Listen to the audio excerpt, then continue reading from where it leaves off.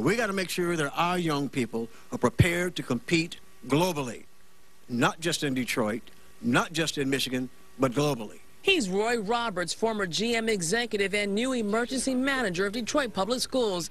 And today, his first official day on the job, he toured the Marcus Garvey Academy with its principal.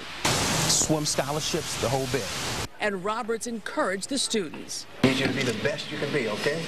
I can't tell you that I'm smart enough to say any of the changes that are going to take place. But as I said earlier, we're going to be reviewing everything that's in place, and everything's on the table.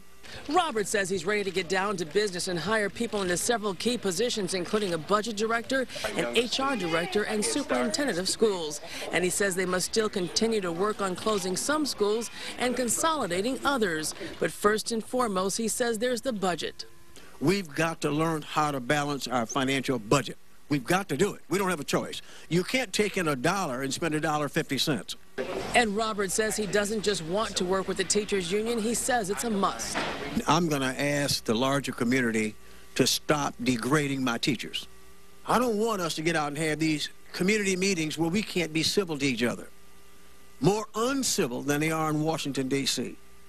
We're telling young people this is the way we want you to act. That's wrong. That's not what we want them to see. Intelligent people ought to be able to discuss things, ought to have their input, and you ought to do it with a high degree of civility. In Detroit, Kimberly Craig, Channel 7 Action News.